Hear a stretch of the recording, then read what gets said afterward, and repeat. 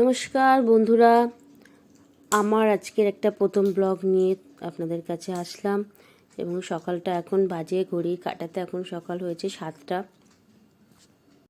আমি সকালে ঘুম থেকে উঠে আমার বাসি জামা কাপড় ছেড়ে আমি সোজা চলে আসলাম রান্নাঘরে এসে আমি আজকের আমার পালং শাক ভাজা করব আর পাবদা মাছ ছিল, পাবদা মাছের ঝাল করব। পাবদা মাছের ওটা ঝাল করব না, পাবদা মাছের ঝোল করব। পাবদা মাছের ঝোল করার জন্য আমি আজকে কেটে রেখে দিয়েছি মেটে আলু, আর আলু দিয়ে আজকে পাবদা মাছের আমি ঝোল করব।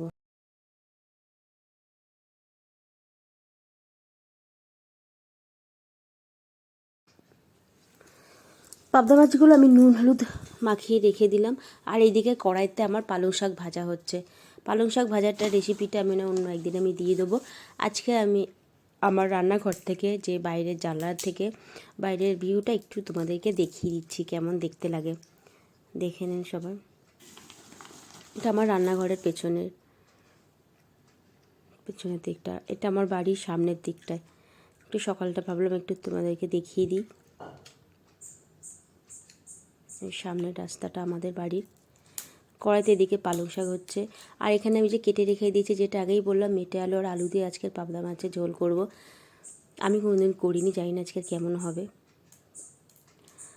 পালং শাক ভাজা এদিকে আমার হয়ে গেছে।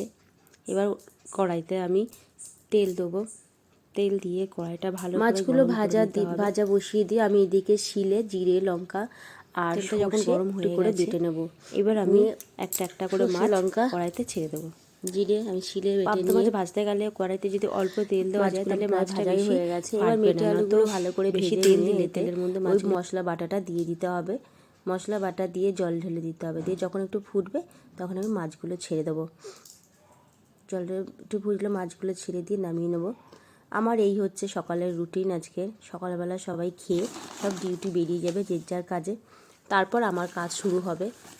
আমার কাজ হয়ে গেছে প্রায়, সবাই খেয়ে যে যার মতন চলে গেছে। আমার স্নানও হয়ে গেছে। আমার কাজ রান্না করে সবাইকে খেতে দেওয়ার পরে আমি স্নান করে ছাদে চলে আসি। স্নান করে ছাদে এসে আগে আমার ঠাকুরকে পুজো দিয়ে তারপর কাজ। আমি দেখাচ্ছি আমার ছাদের যে গাছগুলো আছে সেই গাছগুলো একটু তোমাদেরকে দেখিয়ে দিচ্ছি। ওটা আমার জবা ফুল গাছে জবা ফুল হয়েছিল, তাই একটা হয়েছিল বলে দেখিয়ে দিলাম। আর গাঁদা ফুল গাছে কেমন গাঁদা ফুল হয়েছে। এই গাঁদা ফুল গাছটা আমি বসিয়েছিলাম, যার জন্য ফুলগুলো ছোট ছোট হচ্ছে। গাছের ফুল দিয়ে সেই এমনিই হয়েছিল গাছের টবেতে গাছটা। আর এটা আমার সাদা জবা গাছ। আর একটা জিনিস আমি দেখাচ্ছি, যেটা আমার গাছে মিটুলি হয়েছে। আমি একদিন তুলে খাওয়া হয়ে গেছে, আরও হয়েছে অনেক, আরও একদিন তুলব, সেটা পরে দেখিয়ে দেবো। আমার গাছের মিটুলি অনেকটাই প্রায় মিটুলি হয়েছে। এর আগে আমি কোনোদিন ব্লগ করিনি, এই আমি প্রথম করলাম আমার লাইফে। যদি কোনো ভুল ত্রুটি হয় কিছু মনে করো না, নিজের মনে করো। লাইক কমেন্ট এবং সাবস্ক্রাইব অবশ্যই করে দিও সবাই। টাটা বাই বাই, আজকের মতন শেষ এখানেই।